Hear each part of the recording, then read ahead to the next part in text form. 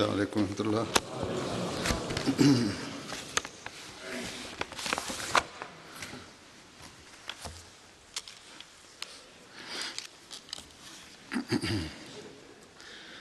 أشهد أن لا إله إلا الله وحده لا شريك له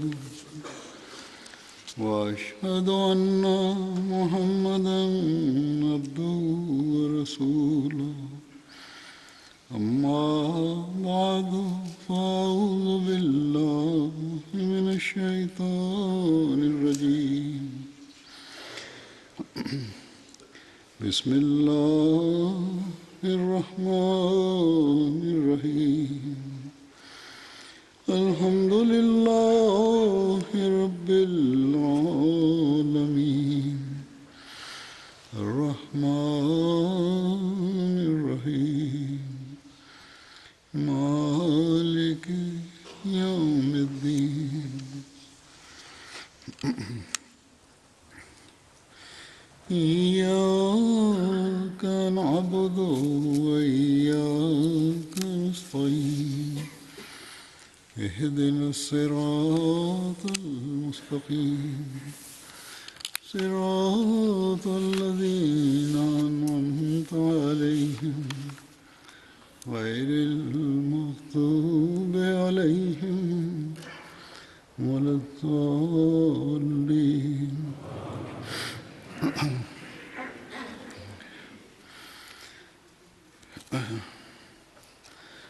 صحابہ بدری صحابہ کے ذکر میں سے آج ان کے ذکر سے شروع کروں گا۔ وہ ہیں حضرت یزید بن رکیش۔ حضرت یزید کا تعلق قبیلہ قریش کے خاندان بنو اسد بن خزیمہ سے تھا، اور حضرت یزید بنو عبد شمس کے حلیف تھے۔ بعض نے ان کا نام ارپد بیان کیا ہے، لیکن یہ درست نہیں۔ حضرت یزید کے والد کا نام رکیش بن ریاب تھا، اور ان کی کنیت ابو خالد تھی۔ حضرت یزید غزوہ بدر، احد اور خندق سمیت تمام دیگر غزوات میں رسول اللہ صلی اللہ علیہ وسلم کے ہمراہ شریک ہوئے۔ حضرت یزید نے غزوہ بدر میں طائع قبیلہ کے ایک شخص عمرو بن سفیان کو قتل کیا تھا۔ حضرت یزید کے ایک بھائی کا نام حضرت سعید بن رکیش تھا، جنہوں نے اپنے اہل و عیال کے ہمراہ مکے سے مدینہ کی طرف ہجرت کی، جن کا شمار اولین مہاجرین میں ہوتا ہے۔ حضرت یزید کے ایک بھائی کا نام حضرت عبد الرحمن بن رکیش تھا، جو غزوہ احد میں شریک ہوئے تھے۔ حضرت یزید کی ایک بہن کا نام حضرت آمنہ بنت رکیش تھا، جنہوں نے شروع میں ہی مکے میں اسلام قبول کر لیا تھا، اور انہوں نے بھی اپنے اہل و عیال کے ساتھ مدینہ کی طرف ہجرت کی تھی۔ حضرت یزید جنگ یمامہ کے روز 12 ہجری میں شہید ہوئے تھے۔ اس جنگ کی کچھ تفصیل اس طرح سے ہے، کچھ میں پہلے بھی تھوڑا سا مختصر بیان کر چکا ہوں ایک دفعہ۔ جنگ یمامہ حضرت ابوبکر کے دور خلافت میں 11 ہجری میں ہوئی تھی، بعض مورخین کے مطابق 12 ہجری میں ہوئی تھی۔ یہ جنگ مسلمہ کذاب کے خلاف یمامہ کے مقام پر لڑی گئی تھی۔ حضرت ابوبکر نے حضرت اکرمہ بن ابو جہل کی سرکردگی میں ایک لشکر مسلمہ کے مقابلے کے لیے بھیجا۔ ان کے پیچھے ان کی مدد کے لیے حضرت شرحبیل بن حسنہ کی سرکردگی میں ایک لشکر روانہ کیا۔ حضرت اکرمہ نے حضرت شرحبیل کے پہنچنے سے پہلے ہی مسلمہ سے لڑائی شروع کر دی، تاکہ کامیابی کا صحرا ان کے سر ہو، لیکن مسلمہ سے انہیں شکست ہوئی۔ اس واقعے کی اطلاع جب حضرت شرحبیل کو ملی تو وہ راستے میں رک گئے۔ حضرت اکرمہ نے اپنی سرگزشت حضرت ابوبکر کو لکھی تو حضرت ابوبکر نے انہیں لکھا کہ نہ تم مجھے اس حالت میں ملو اور نہ میں تمہیں دیکھوں، اور نہ مدینے واپس آؤ جس سے لوگوں میں بزدلی پیدا ہو، بلکہ اپنے لشکر کو لے کر اہل عمان اور مہرا کے باغیوں کے ساتھ جا کر لڑائی کرو، اس کے بعد یمن اور حضرموت میں باغیوں کے ساتھ جا کر لڑو۔ حضرت ابوبکر نے حضرت شرحبیل کو لکھا کہ تم حضرت خالد بن ولید کے نہ آنے تک اپنی جگہ ٹھہرے رہو۔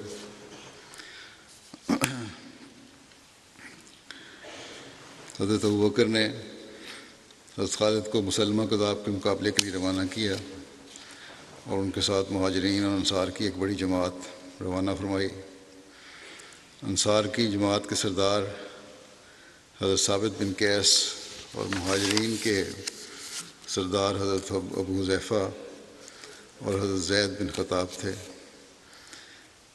حضرت شرحبیل نے حضرت خالد کے آنے سے پہلے مسلمہ کذاب کے خلاف جنگ شروع کر دی اور پسپا ہو گئے۔ حضرت ابوبکر نے حضرت خالد کے لیے حضرت سلید کی قیادت میں مزید کو روانہ کر دی تاکہ پیچھے سے کوئی ان پر حملہ نہ کر سکے۔ حضرت ابوبکر فرمایا کرتے تھے کہ میں نہیں چاہتا کہ میں بدری صحابہ کو استعمال کروں، میں انہیں اس حال میں چھوڑنا پسند کرتا ہوں کہ اپنے صالح اعمال کے ساتھ اللہ سے ملاقات کریں۔ اللہ تعالیٰ ان کی برکت سے اور نیک لوگوں کی برکت سے اس سے زیادہ افضل طور پر مصائب کو رفع کر دیتا ہے بجائے اس کے کہ ان سے عملی طور پر مدد لی جائے۔ لیکن بہرحال مجبوریوں کی وجہ سے شامل بھی ہوئے تھے، لیکن حضرت عمر کی رائے اس کے برعکس تھی، وہ بدری صحابہ کو لشکر وغیرہ میں استعمال فرما لیا کرتے تھے۔ بہرحال اس جنگ میں مسلمانوں کے لشکر کی تعداد 13,000 تھی، جبکہ مسلمہ کے لشکر کی تعداد 40,000 بیان کی جاتی ہے۔ مسلمہ کذاب کے ساتھ ایک شخص نہار الرجال رجال بن انفوا تھا جو رسول اللہ صلی اللہ علیہ وسلم کی خدمت میں حاضر ہوا، وہاں قرآن کریم اور دین کے مسائل سیکھے۔ رسول اللہ صلی اللہ علیہ وسلم نے اسے اہل یمامہ کی طرف معلم بنا کر بھیجا تاکہ وہ مسلمہ کذاب کے دعوی نبوت کی تردید کرے۔ وہاں جا کر یہ شخص مرتد ہو گیا اور اس بات کی شہادت دی کہ میں نے رسول اللہ صلی اللہ علیہ وسلم کو یہ بیان کرتے ہوئے سنا ہے۔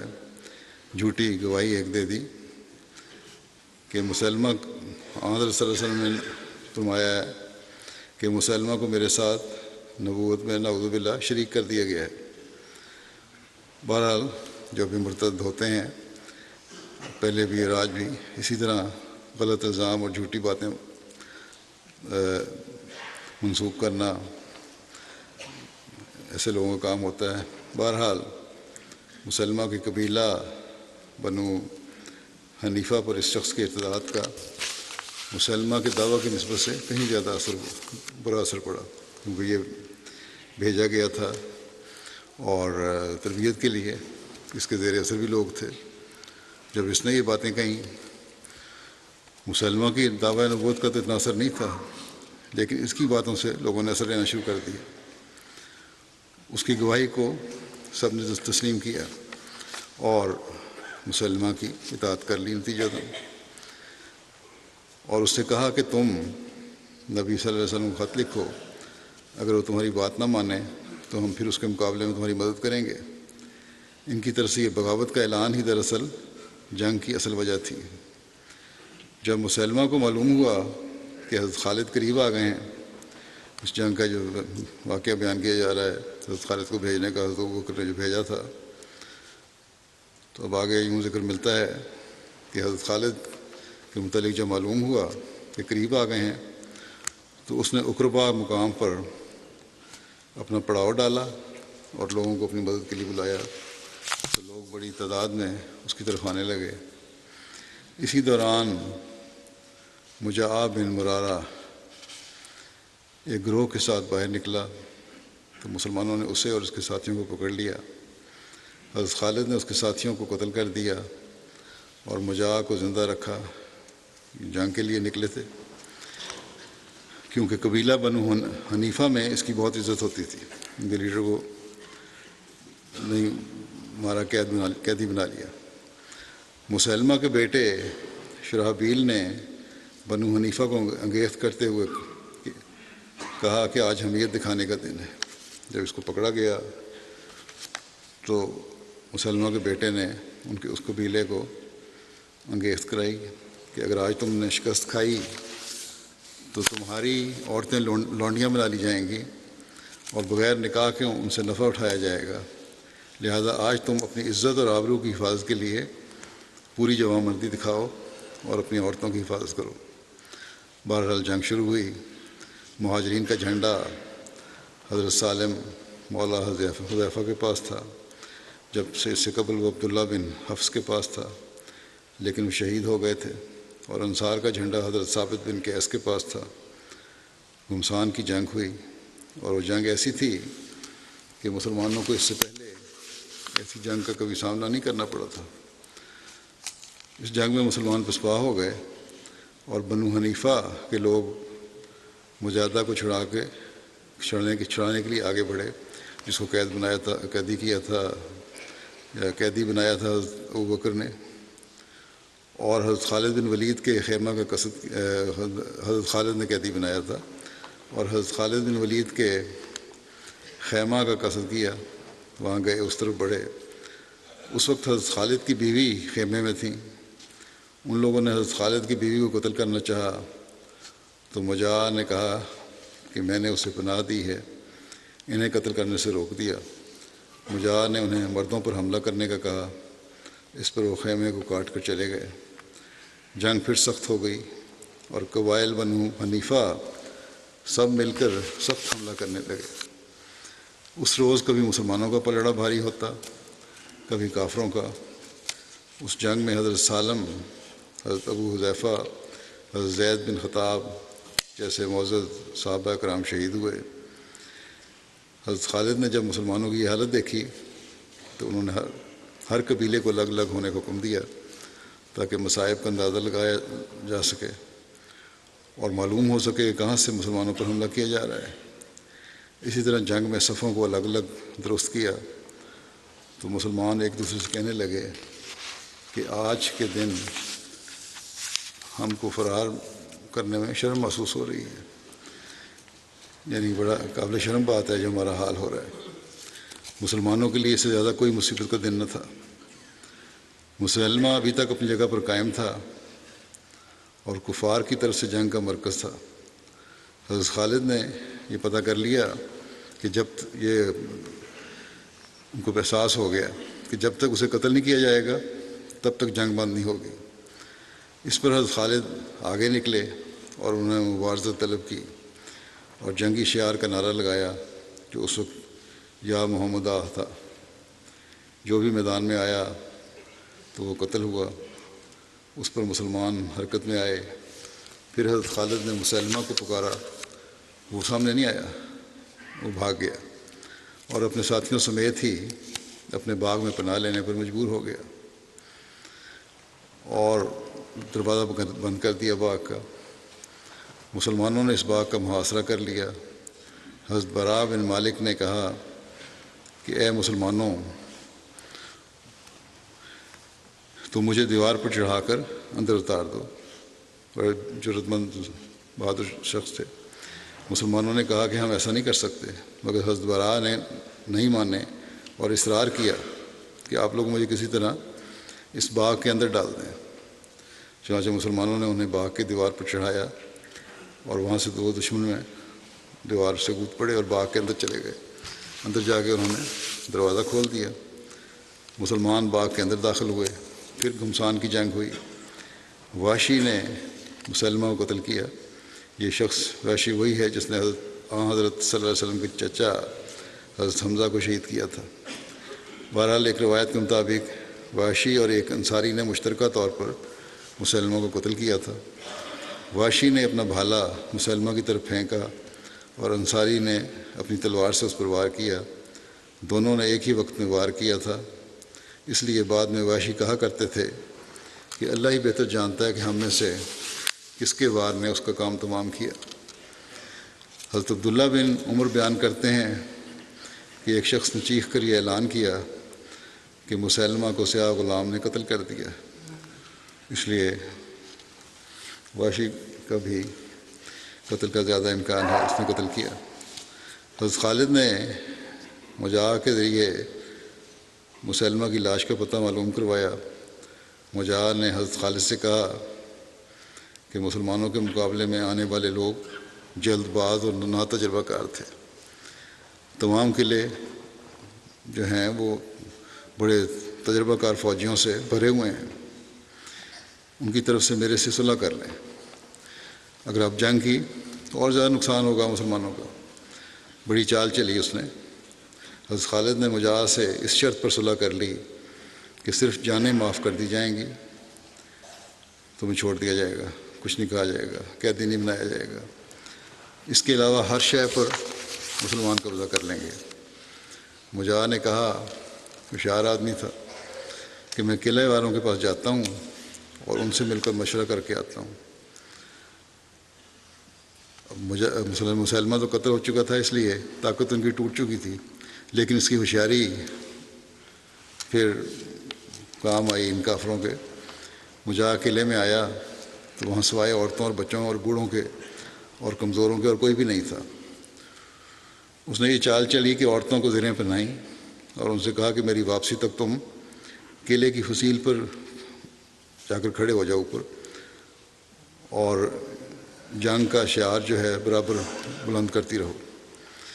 حضرت خالد کے پاس آ کر اس نے کہا کہ جس شرط پر میں نے تم سے صلح کی تھی قلعے والے اسے نہیں مانتے، یعنی جانوں کی آزادی اور باقی سب مال مسلمانوں کا، اور ان میں سے بعض اپنے انکار کے اظہار کے لیے فصیلوں پر نمودار ہیں، اور میں ان کی ذمہ داری نہیں لے سکتا، وہ میرے قابو سے باہر ہیں۔ حضرت خالد نے قلعوں کی طرف دیکھا تو وہاں دیکھا کہ وہ سپاہیوں سے بھرے ہوئے تھے، عورتوں نے وہ لباس پہنے ہوئے تھے، کھڑی تھیں وہاں اس کی چال کی وجہ سے۔ اس شدید لڑائی میں خود مسلمانوں کو نقصان پہنچا تھا، لڑائی بہت طویل ہو گئی تھی، مسلمان چاہتے تھے کہ فتح حاصل کر کے جلد واپس چلے جائیں۔ چنانچہ حضرت خالد نے مجاہ سے اس شرط پر صلح کر لی کہ تمام سونا چاندی مویشی اور نصف لونڈی و غلام حضرت خالد کے قبضہ میں دے دیے جائیں گے، اور ایک قول کے مطابق چوتھائی قیدیوں پر صلح کر لی۔ اس جنگ میں مسلمانوں کی جانب سے مدینے کے مہاجرین و انصار میں سے 360 اور مدینے کے علاوہ 300 مہاجرین شہید ہوئے، جبکہ بنو حنیفہ میں سے اقربہ کے میدان میں 7000 اور باغ میں 7000 اور فرار ہونے والوں کا تعاقب کرتے ہوئے بھی 7000 کفار کو قتل کیا گیا۔ جب یہ لشکر مدینہ واپس پہنچا تو حضرت عمر نے اپنے بیٹے حضرت عبداللہ سے فرمایا کہ تو زید سے قبل کیوں نہ شہید ہوا؟ زید شہید ہو گیا جبکہ تو ابھی بھی زندہ ہے، کیوں نہ تم نے مجھ سے اپنا چہرہ چھپا لیا؟ اس پر حضرت عبداللہ نے عرض کیا کہ حضرت زید نے اللہ تعالیٰ سے شہادت مانگی اور اللہ نے انہیں عطا کر دی، اور میں نے اس کی کوشش کی میری طرف بھی لائی جائے، مگر مجھے وہ حاصل نہ ہو سکی۔ بہرحال اسی سال جنگ یمامہ میں صحابہ کرام کی بکثرت شہادتوں کے بعد حضرت ابوبکر نے تدوین قرآن کا حکم دیا تاکہ کہیں قرآن کریم ضائع نہ ہو جائے، اس کی جمع کیا گیا۔ یہ اس کی تفصیل تھی یمامہ کی۔ اب ذکر ہوگا اگلے جن صحابی کا، ان کا نام ہے حضرت عبداللہ بن مخرمہ۔ ان کا نام عبداللہ بن مخرمہ تھا اور کنیت ابو محمد تھی۔ ان کا تعلق قبیلہ بنو عامر بن لوئی سے تھا۔ انہیں عبداللہ اکبر بھی کہا جاتا تھا۔ یہ ابتدائی اسلام لانے والے صحابہ میں سے تھے۔ ان کے والد کا نام مخرمہ بن عبد العزیٰ اور والدہ کا نام بہنہ بنت صفوان تھا۔ حضرت عبداللہ بن مخرمہ کی اولاد میں ایک بیٹے مساحق کا ذکر ملتا ہے جو ان کی بیوی زینب بنت سراقہ سے تھی۔ حضرت عبداللہ بن مخرمہ اوائل میں اسلام لانے والوں میں شامل تھے۔ حضرت عبداللہ بن مخرمہ کو 2 ہجرتیں کرنے کی سعادت نصیب ہوئی، ایک حبشہ کی طرف اور دوسری مدینہ کی طرف۔ ابن اسحاق نے حضرت عبداللہ بن مخرمہ کا ذکر ان صحابہ میں کیا ہے جنہوں نے حضرت جعفر کے ساتھ حبشہ کی طرف ہجرت کی۔ یونس بن بکیر، سلمہ اور بکائی نے ابن اسحاق کا یہ قول بیان کیا ہے جس میں انہوں نے حضرت عبداللہ بن مخرمہ کی حبشہ کی طرف ہجرت کا ذکر کیا ہے۔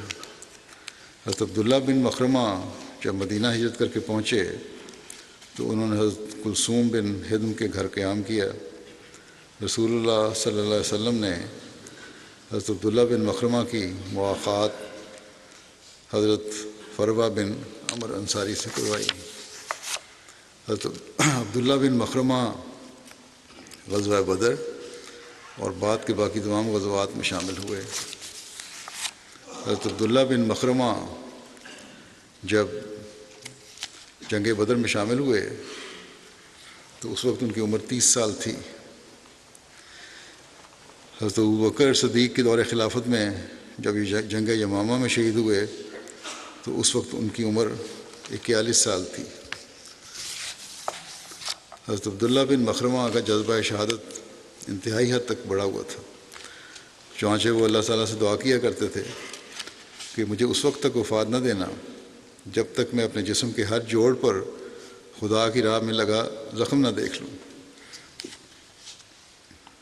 چنانچہ جنگ یمامہ کے روز ان کے جوڑوں پر زخم پہنچے جن کی وجہ سے یہ شہید ہو گئے۔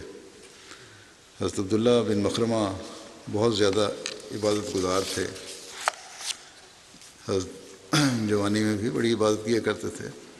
حضرت ابن عمر بیان کرتے ہیں کہ جنگ یمامہ کے سال میں حضرت عبداللہ بن مخرمہ اور حضرت ابو حذیفہ کے آزاد کردہ غلام حضرت سالم ایک ساتھ تھے۔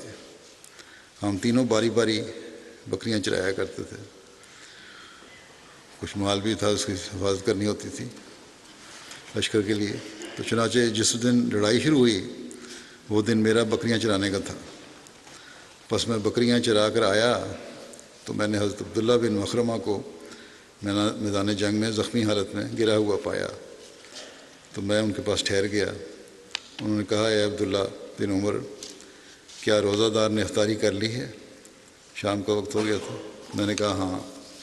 تو انہوں نے کہا کہ اس ڈھال میں کچھ پانی دے دو کہ میں اس سے افطار کر لوں۔ وہ روزے کی حالت میں تھے جنگ میں بھی۔ حضرت عبداللہ بن عمر کہتے ہیں کہ میں پانی لینے چلا گیا، مگر جب میں واپس آیا تو وہ وفات پا چکے تھے۔ حضرت عمر بن معبد ہیں اگلے صحابی جن کا اب میں ذکر کروں گا۔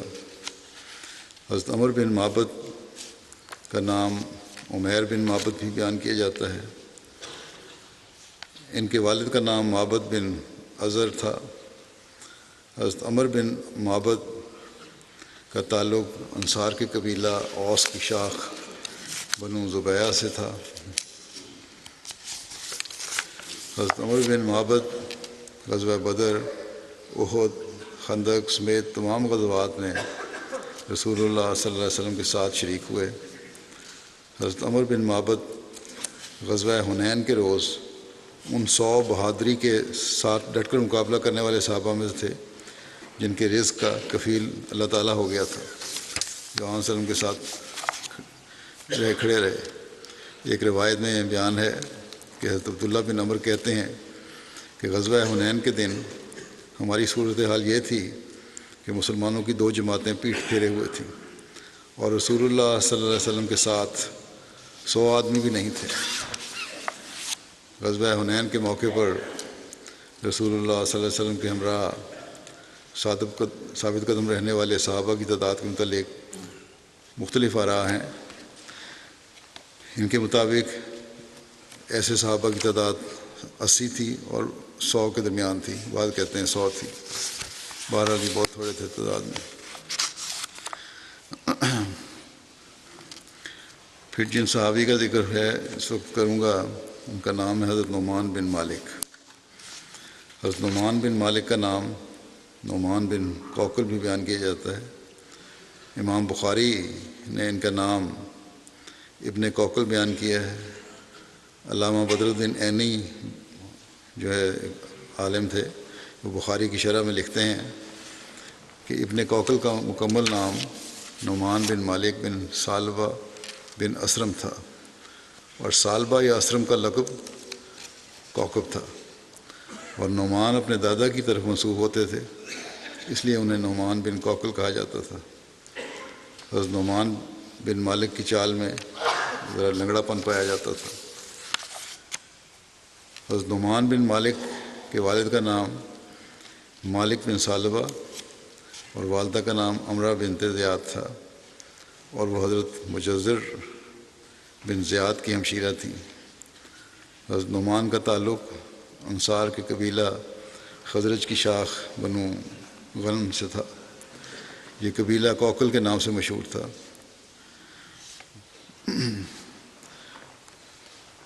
ابن ہشام کے نزدیک حضرت نعمان بن مالک نعمان کوکل کے نام سے مشہور تھے، اور ابن ہشام نے ان کا قبیلہ بنو ذات بھی بیان کیا ہے۔ کوکل کیوں کہلاتے تھے؟ میں پچھلی دفعہ بھی ایک خطبے میں بیان کر چکا ہوں کہ جب مدینے میں کسی سردار کے پاس کوئی شخص پناہ کا طلبگار ہوتا تو اسے یہ کہا جاتا تھا کہ اس پہاڑ پر جیسے مرضی چڑھ، یعنی اب تو امن میں ہے، جس طرح مرضی رہے، اور تو اس حالت میں لوٹ جا کہ تو فراخی محسوس کر، کوئی تنگی نہیں ہے اب تجھے، اور کسی چیز کا خوف نہ کھا۔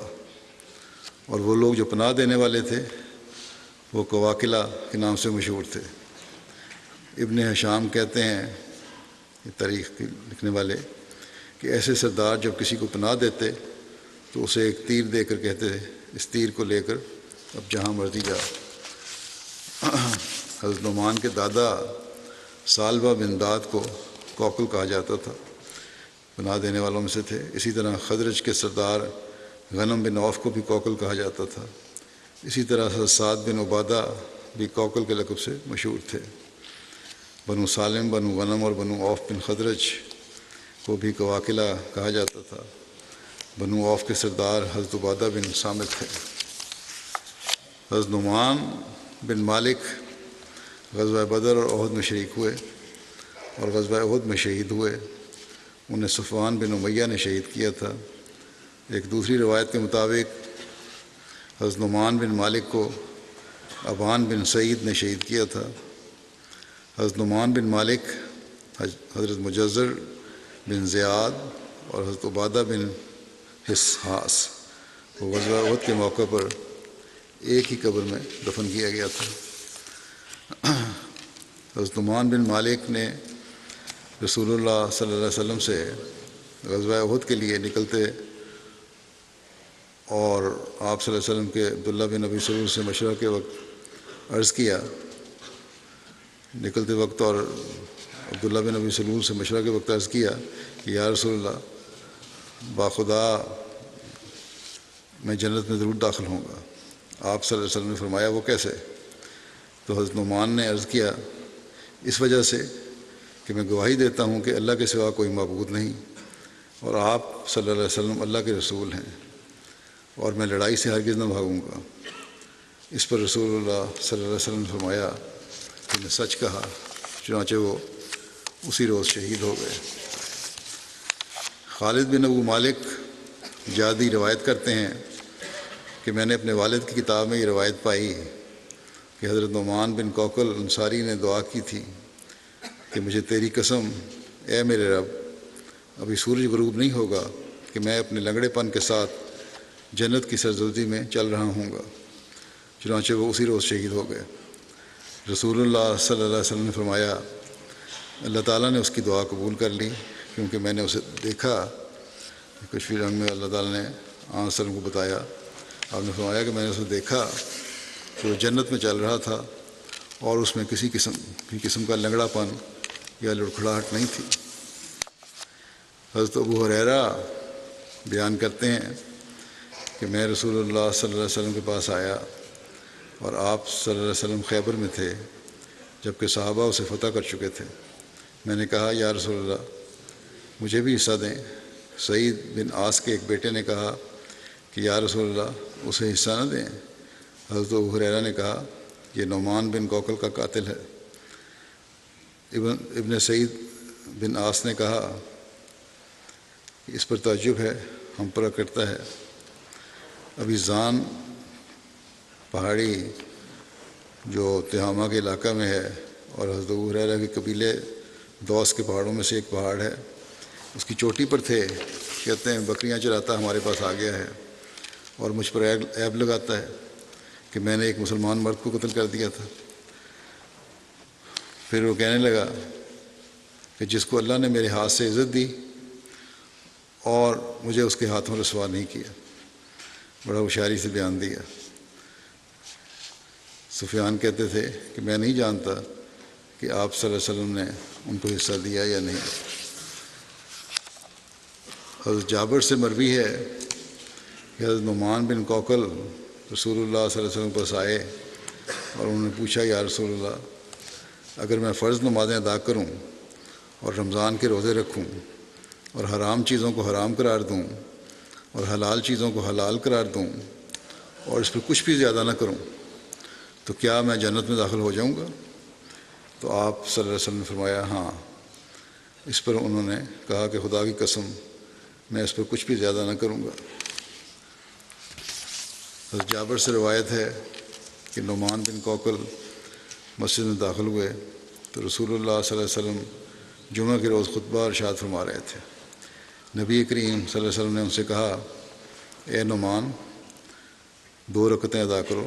یہ جمعہ کی جو سنتیں ہیں ان کا بھی مسئلہ اس میں بیان کیا گیا ہے۔ آئے خطبہ ارشاد فرما رہے تھے وسلم، آپ نے انہیں کہا کہ 2 رکعتیں ادا کرو اور ان میں اختصار سے کام لو، مختصر طور پر جو سنتیں ہیں جمعے کی وہ پہلے پڑھ لو۔ خطبہ شروع ہو گیا ہے، 2 رکعت ادا کرو اور مختصر پڑھو۔ پھر آپ نے فرمایا کہ اگر تم میں سے کوئی آئے اور امام خطبہ دے رہا ہو تو اسے چاہیے کہ وہ 2 رکعت نماز پڑھے اور وہ دونوں رکعتیں ہلکی ہوں۔ پھر جن صحابی کا اس وقت ذکر ہے ان کا نام ہے حضرت خبیب بن عدی انصاری۔ حضرت خبیب بن عدی انصار کے قبیلہ اوس کے خاندان بنو جہجبہ بن عوف سے تعلق رکھتے تھے۔ حضرت عمیر بن ابو وقاص نے جب مکے سے مدینہ ہجرت کی تو رسول اللہ صلی اللہ علیہ وسلم نے ان کو اور حضرت خبیب بن عدی کے درمیان اور حضرت خبیب بن عدی کے درمیان مواخات قائم فرمائی۔ حضرت خبیب بن عدی غزوہ بدر میں شریک ہوئے اور انہوں نے اس جنگ میں حارث بن عامر کو قتل کیا تھا۔ غزوہ بدر میں مجاہدین کے اسباب کی نگرانی ان کے ثبوت تھی۔ حضرت خبیب بن عدی 4 ہجری میں واقعہ رجی میں شامل تھے۔ حضرت خبیب بن عدی اور حضرت زید بن دسنہ کو مشرکین نے قید کر لیا اور انہیں مکہ ساتھ لے گئے اور مکے پہنچ کر ان دونوں صحابہ کو فروخت کر دیا گیا۔ حارث بن عامر کے بیٹوں نے حضرت خبیب کو خریدا تاکہ وہ اپنے باپ حارث کے قتل کا بدلہ لے سکیں جسے بدر کے روز خبیب نے قتل کیا تھا۔ ابن اسحاق کے مطابق حجیر بن ابو احاب تمیمی نے حضرت خبیب کو خریدا تھا جو حارث کی اولاد کا حلیف تھا۔ اس سے حارث کے بیٹے عقبہ نے حضرت خبیب کو خریدا تھا تاکہ اپنے باپ کے قتل کا بدلہ لے سکے۔ یہ بھی کہا گیا ہے کہ عقبہ بن حارث نے حضرت خبیب کو بنو نجار سے خریدا تھا۔ یہ بھی کہا گیا ہے کہ ابو احاب، اکرمہ بن ابو جہل، اخنس بن شریک، عبیدہ بن حکیم، امیہ بن ابو عتبہ حضرمی کے بیٹوں نے اور صفوان بن امیہ نے مل کر حضرت خبیب کو خریدا تھا۔ یہ سب وہ افراد تھے جن کے آبا غزوہ بدر میں قتل کیے گئے تھے۔ ان سب نے حضرت خبیب کو خرید کر عقبہ بن حارث کو دے دیا تھا جس نے انہیں اپنے گھر میں قید کر لیا تھا۔ بخاری میں واقعہ رجیع کی بابت تفصیلات یوں بیان ہوئی ہیں کہ حضرت ابو ہریرہ رضی اللہ تعالیٰ عنہ سے مروی ہے کہ رسول اللہ صلی اللہ علیہ وسلم نے 10 آدمیوں کا ایک دستہ حالات معلوم کرنے کے لیے بھیجا، اور عاصم بن ثابت انصاری کو، جو عاصم بن عمر بن خطاب کے نانا تھے، اس کا امیر مقرر کیا۔ یہ لوگ چلے گئے۔ جب ہدیٰ مقام پر پہنچے جو عصفان اور مکے کے درمیان ہے، تو ان کے متعلق کسی نے بنو لاہیان کو خبر کر دی، جو حذیل قبیلے کا ایک حصہ ہے۔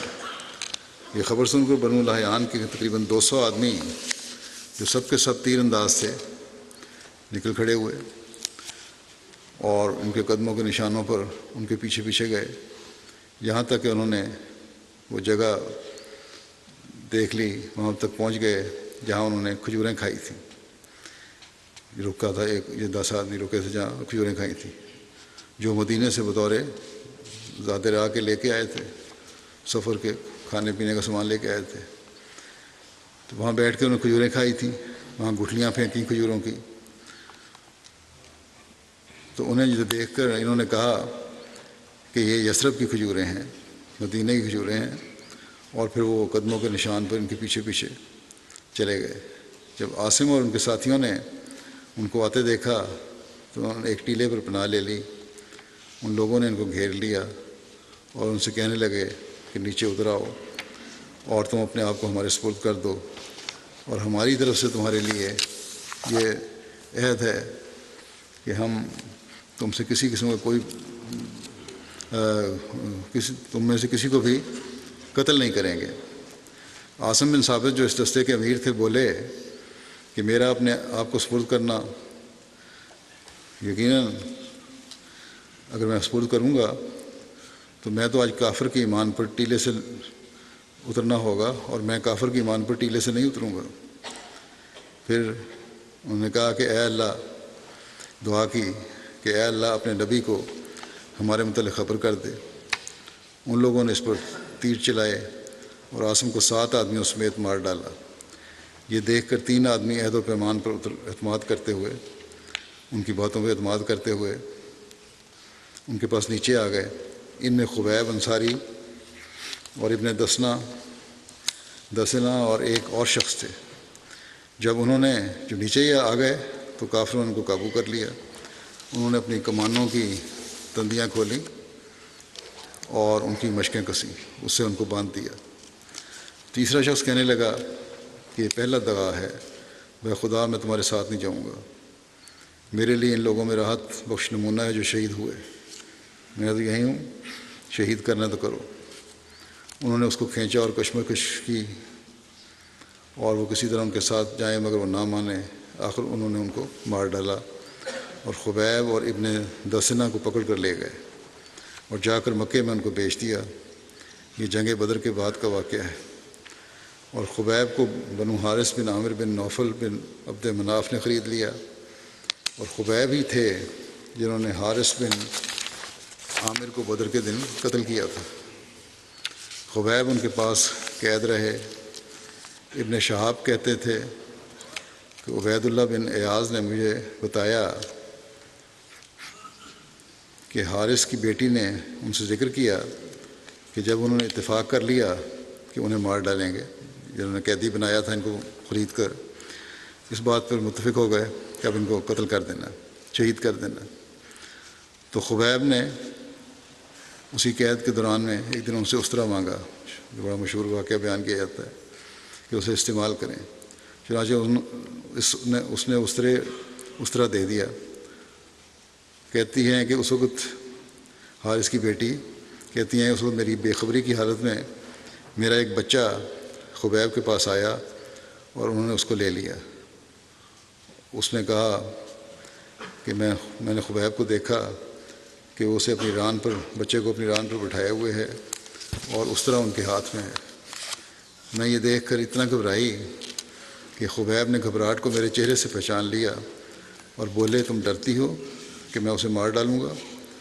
میں تو ایسا نہیں ہوں کہ یہ کروں۔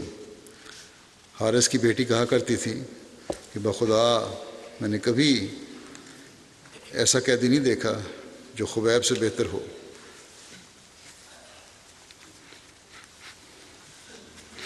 پھر کہنے لگی کہ اللہ کی قسم، میں نے ایک دن ان کو دیکھا کہ خوشہ انگور ان کے ہاتھ میں تھے، ایک گچھا تھا انگوروں کا ان کے ہاتھ میں، اور وہ اسے انگور کھا رہے تھے اور وہ زنجیر میں جکڑے ہوئے تھے، اور ان دنوں مکے میں کوئی پھل بھی نہ تھا۔ کہتی تھیں کہ یہ اللہ کی طرف سے رزق تھا جو اس نے خبیب کو دیا۔ جب ان لوگوں کو حرم سے باہر لے گئے، ایسی جگہ قتل کریں جو حرم نہیں ہے، تو خبیب نے ان سے کہا مجھے اجازت دو کہ میں 2 رکعتیں نماز پڑھ لوں، اور انہوں نے ان کی اجازت دے دی۔ تو انہوں نے 2 رکعتیں پڑھیں اور کہنے لگے اگر تم یہ خیال نہ کرتے، مجھے یہ گمان نہ ہوتا کہ تم یہ خیال کرو گے کہ میں اس وقت جس حالت میں نماز میں ہوں گھبراہٹ کا نتیجہ ہے، کوئی مرنے کی گھبراہٹ ہے مجھے، تو میں ضرور یہ نماز لمبی پڑھتا۔ پھر انہوں نے اپنے خدا سے دعا کرتے ہوئے یہ کہا کہ اے اللہ ان کو ایک ایک کر کے ہلاک کر۔ جو ان کو شہید کرنے لگے اس وقت انہوں نے یہ بھی دعا کی کہ اے اللہ ان کو ایک ایک کر کے ہلاک کر۔ پھر آپ نے یہ شعر بھی پڑھے حضرت خبیب نے کہ وَلَسْتُ أُبَالِي حِينَ أُقْتَلُ مُسْلِمًا عَلَىٰ أَيِّ شِقٍّ كَانَ لِلَّهِ مَصْرَعِي وَذَلِكَ فِي ذَاتِ الْإِلَٰهِ وَإِنْ يَشَاء يُبَارِكْ عَلَىٰ أَوْصَالِ شِلْوٍ وَمَزَّعِ، کہ جب کہ میں مسلمان ہونے کی حالت میں مارا جا رہا ہوں، مجھے پرواہ نہیں کہ کس کروٹ اللہ کی خاطر کروں گا، اور میرا یہ گرنا اللہ کی ذات کے لیے ہے، اور اگر وہ چاہے تو ٹکڑے کیے ہوئے جسم کے جوڑوں کو برکت دے سکتا ہے۔ علامہ حجر عسقلانی جو بخاری کے شارح ہیں، وہ غزوہ رجیع کے تحت ایک حدیث کی شرح میں لکھتے ہیں کہ حضرت خبیب نے شہادت کے وقت یہ دعا مانگی کہ اللہم احصہم عددا، کہ اے اللہ ان دشمنوں کی گنتی کو شمار کر رکھ، یہ جو میرے دشمن ہیں ان کو گنتی کر لے تاکہ ان سے بدلہ لے سکے۔ اور ایک دوسری روایت میں یہ الفاظ ہیں زائد ہیں کہ وقتلہم بددن ولا تبق منہم احدا، اور انہیں چن چن کر قتل کر اور ان میں سے کسی ایک کو بھی باقی نہ چھوڑ۔ آخر حارث کے بیٹے عقبہ نے حضرت خبیب بن ندی کو بہرحال ساری نفل پڑھے اور وہاں جا کے پھر خبیب کو قتل کر دیا، شہید کر دیا۔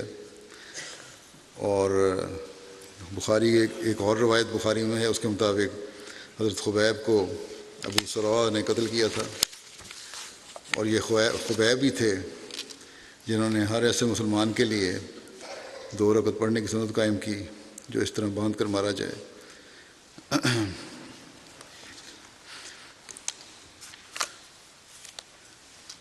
اللہ نے عاصم بن ثابت کی دعا جس دن وہ شہید ہوئے وہ قبول فرمائی، اور نبی صلی اللہ علیہ وسلم نے اپنے صحابہ کو بتایا، جس پہلے جو ذکر ہو چکا ہے، انہوں نے دعا کی تھی کہ اللہ تعالیٰ نبی کریم صلی اللہ علیہ وسلم کو خبر کر دے، جو ان کے لیڈر تھے اس قافلے کے، جس میں خبیب بھی شامل تھے، عاصم بن ثابت۔ اور نبی کریم صلی اللہ علیہ وسلم نے اپنے صحابہ کو بتایا کہ جو ان لوگوں کے ساتھ واقعہ ہوا ہے اور جو انہیں تکلیف پہنچی تھی۔ اور جب کفار قریش کو بعض لوگوں نے بتایا کہ عاصم قتل کیے گئے ہیں، تو انہوں نے عاصم کی طرف کچھ آدمیوں کو بھیجا کہ ان کی لاش میں سے ایسا حصہ لائیں کہ جسے وہ پہچانے جائیں۔ عاصم نے بدر کے دن ان کے بڑے بڑے لوگوں میں سے ایک شخص کو قتل کیا تھا، تو عاصم کی لاش پر بھیڑوں کا ایک جھنڈ بھیجا گیا۔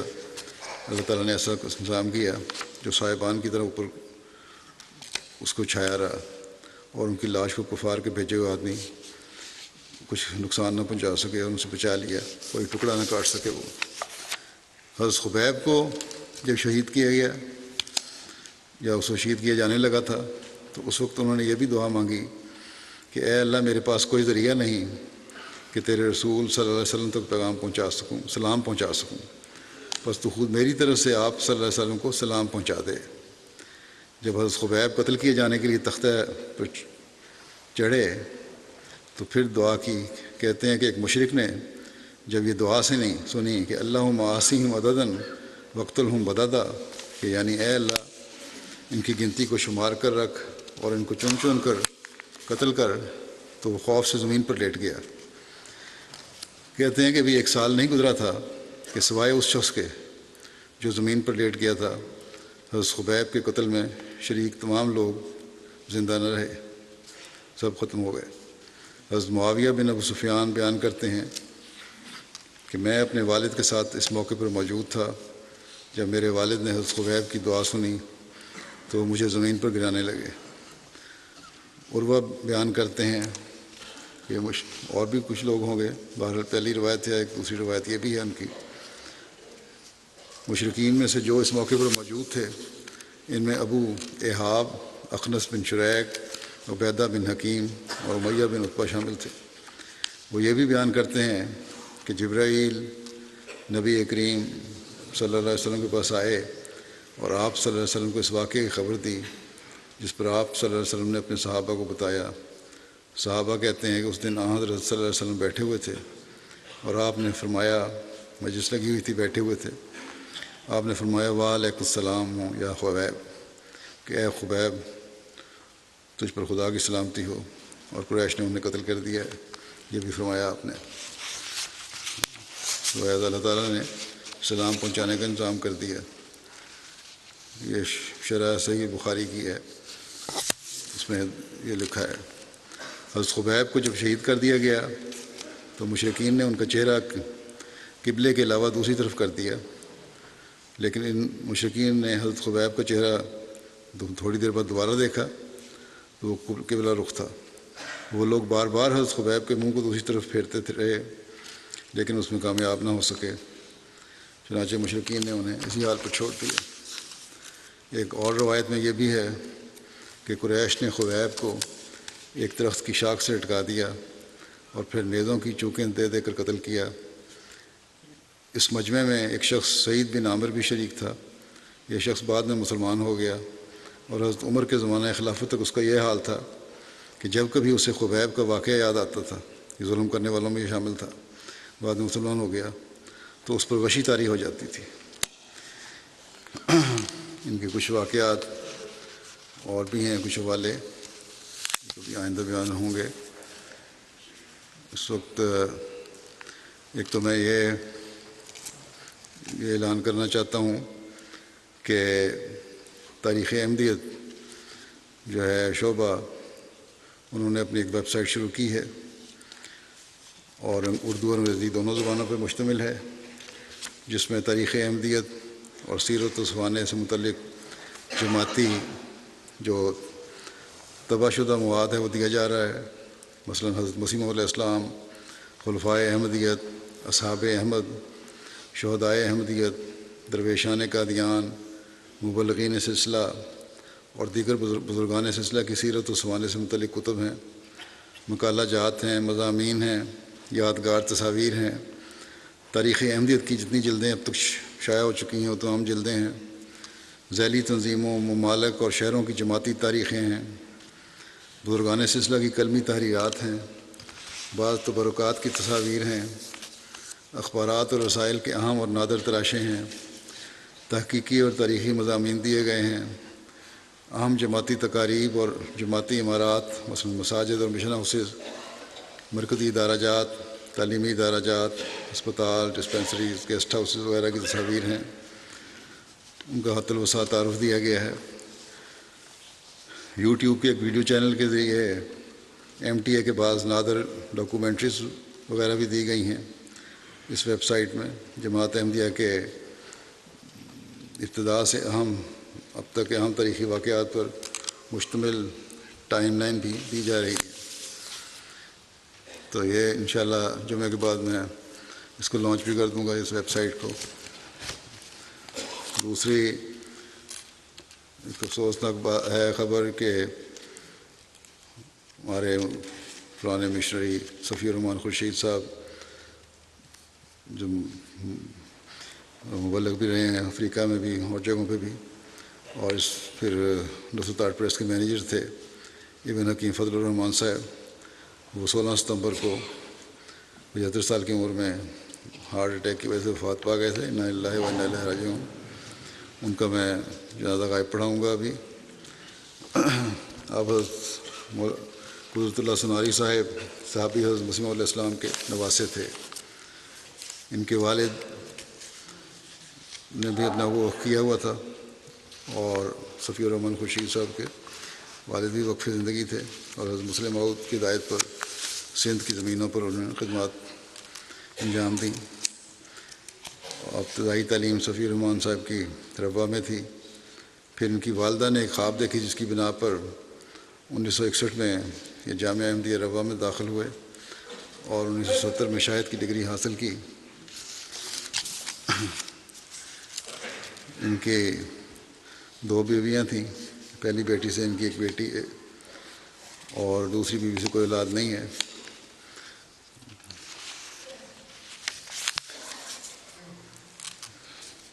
صفی الرحمن ان کی بیٹی بھی یہیں رہتی ہیں، روشن آرا.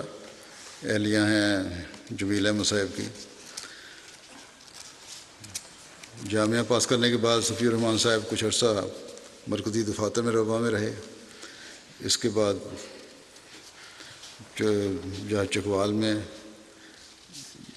مربی رہے اور وہاں 1 سال تک صحابی حضرت مسیح علیہ السلام حضرت حکیم عبداللہ صاحب کے ساتھ مل کر خدمت کی توفیق پائی. 1972 میں سیرا لیون بھیج دیا گیا ان کو، اور کہتے ہیں کہ رفیقہ روانگی کے وقت حضرت خلیفۃ المسیح ثالث نے یہ ہدایت فرمائی کہ افریقن سے محبت کرتے رہنا. اور کہتے ہیں کہ اس نصیحت کو میں نے پلے باندھا. پھر اپنا ایک واقعہ بیان کیا ایک دفعہ انہوں نے خدا تعالیٰ کی نصرت کا. کہتے ہیں کہ سیرا لیون میں دور دراز کے علاقے میں لمبا پیدل اور کشتی پر سفر کر کے شام کے وقت ایک آبادی میں پہنچے، اور ایک بوڑھے افریقن احمدی بھی ان کے ساتھ تھے. وہاں پہنچے تو گاؤں کا چیف وہاں موجود نہیں تھا، لہذا ان کے جو اصول ہیں، روایات ہیں، اس کے مطابق چیف امام کے پاس گئے. چیف امام نے بات سننے سے انکار کر دیا اور نکال دیا گاؤں سے. رات ہو رہی تھی، کوئی ٹھکانہ نہیں تھا. واپس چل پڑے. تھوڑی دور سے گاؤں سے جنگل کا علاقہ شروع ہو جاتا تھا، اور وہاں ایسا علاقہ تھا جہاں سمندر کی یا دریا کی لہریں بھی پانی کی آ جایا کرتی تھیں. کہتے ہیں ہم چل رہے تھے، بڑے پریشان تھے. تو ایسے وقت میں ایک طرف سے ایک آدمی نے آواز دی جو اونچی جگہ پر بیٹھا ہوا تھا، اور پھر اس نے ہمیں اپنے جھونپڑے میں پناہ دے دی. کچھ دیر کے بعد پھر کچھ آوازیں آنی شروع ہوئیں. لوگ بلا رہے تھے ہمیں، اور قریب آئے تو پتہ لگا کہ کہہ رہے تھے کہ چیف امام نے تمہیں واپس بلایا ہے، کیونکہ تم لوگوں کو جب سے تمہیں نکالا ہے اس نے، تمہارے جاتے ہی اس کے سر میں شدید درد شروع ہو گئی ہے. اس پر اس نے کہا ہے کہ بلا کے لاؤ، شاید ان کی وجہ سے میرے سر میں درد ہے. بہرحال یہ واپس گئے. اس نے سارے گاؤں والوں کو جمع کیا. وہاں رات کو کہتے ہیں ہم نے تبلیغ کی. 10-12 لوگوں نے احمدیت قبول کر لی، اور چیف امام کے سر درد کے لیے کہتے ہیں ہم نے سورہ فاتحہ کا دم کیا تو وہ بھی اللہ کے فضل سے ٹھیک ہو گیا. اور اس طرح اللہ تعالیٰ نے خود ان کے رہائش کا بھی انتظام کر دیا، اور نہ صرف یہ بلکہ بیتیں بھی عطا فرما دیں. وہاں ان کو سیرا لیون میں پرنٹنگ پریس جاری کرنے کا شروع کرنے کا بھی موقع ملا. اس کے لیے خود مسیح ثالث نے وہاں خاص مشینیں بھجوائیں جو وہاں لگائی گئیں اس زمانے میں. پہلے وہاں کامیاب نہیں ہو رہے تھے پریس، بہرحال انہوں نے اس کو بڑی کامیابی سے چلایا، اور حضرت خلیفہ مسیح ثالث اس پریس کی وجہ سے کافی تعریف کیا کرتے تھے ان کی. پھر اس کے بعد ان کا تقرر نائجیریا میں ہو گیا. وہاں بھی انہوں نے پریس جاری کیا جماعت کا، اور بڑی کامیابی سے چلایا. بلکہ اس دوران میں ایک حادثہ بھی پیش آیا کہ کام کرتے کرتے ان کی ایک انگلی کٹ گئی پریس کی مشین میں آ کے، اور بڑا علاج کرایا لیکن ٹھیک نہیں ہوتی تھی۔ حضرت خلیفہ مسیح ثالث کو جب پتہ لگا، ان دنوں میں شاید آپ لندن میں تھے، بہرحال آپ نے ان کو کہا کہ لندن آ کے علاج کرواؤ، اور پھر اللہ کے فضل سے ٹھیک بھی ہو گئی۔ پھر رقیم پریس جب یہاں قائم ہونا تھا، حضرت خلیفۃ مسیح رابع نے ان کو، یہ یہاں تھے، فرمایا کہ تم یہاں بھی پریس لگانے کی کوشش کرو، اور جو کمیٹی تشکیل دی اس میں مصطفیٰ صابر صاحب اور مبارک ساکی صاحب بھی شامل تھے، اس میں ان کو بھی شامل کیا، اور پھر یہاں اس وقت سے پریس بھی الگ سے چل رہا ہے۔ 17 سال ان کو افریقہ کے ممالک میں سیرا لیون اور نائجیریا میں خدمت کی توفیق ملی۔ پھر 1988 میں خلیفہ مسیح رابع نے دورہ افریقہ کے دوران ان کو فرمایا کہ کیمرون جاؤ، وہاں جماعت شروع کرو۔ چنانچہ بڑی مشکلوں سے ان کو ویزا ملا، یہ وہاں گئے اور 1 ماہ تک کیمرون میں رہے، اور وہاں تبلیغ کے مواقع بھی پیدا ہو گئے، ریڈیو پر آپ کے انٹرویو بھی شائع ہوئے، اور اللہ تعالیٰ کے فضل سے دورے کے دوران ایک خاندان نے بیعت کی توفیق بھی پائی۔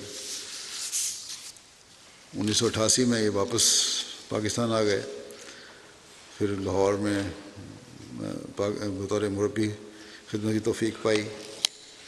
یہاں بھی مختلف مواقع پر جلسے پہ آیا کرتے تھے، جو پرائیویٹ سیکرٹری دفتر میں خدمات میں جلاتے رہے مختلف۔ 1991 سے نصرت آرٹ پریس کے مینیجر کے طور پر خدمت کی توفیق پائی۔ پھر کچھ عرصے سے اسٹروک کی وجہ سے بیمار تھے تو ریٹائرمنٹ بھی لے لی انہوں نے۔ اللہ تعالیٰ ان سے رحم المقصود کا سلوک فرمائے، درجات بلند کرے، اور ان کی ایک بیٹی ہے اس کو بھی صبر و حوصلہ عطا فرمائے، اہلیہ کو بھی صبر و حوصلہ عطا فرمائے۔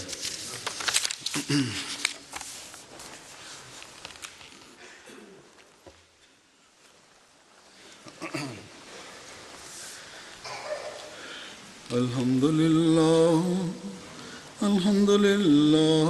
نحمده ونستعينه ونستغفره ونؤمن به ونتوكل عليه ونعوذ بالله من شرور أنفسنا ومن سيئات أعمالنا، من يهده الله فلا مضل له ومن يضلل فلا هادي له، ونشهد أن لا إله إلا الله ونشهد أن محمدا عبده ورسوله۔ عباد الله رحمكم الله، إن الله يأمر بالعدل والإحسان وإيتاء ذي القربى وينهى عن الفحشاء والمنكر والبغي يعظكم لعلكم تذكرون۔ اذكروا الله يذكركم وادعوه يستجب لكم ولذكر الله أكبر۔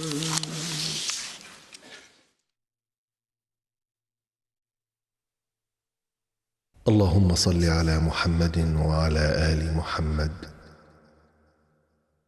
كما صليت على إبراهيم وعلى آل إبراهيم إنك حميد مجيد. اللهم بارك على محمد وعلى آل محمد كما باركت على إبراهيم وعلى آل إبراهيم إنك حميد مجيد.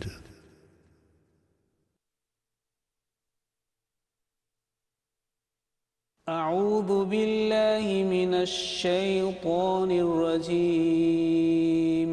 بسم الله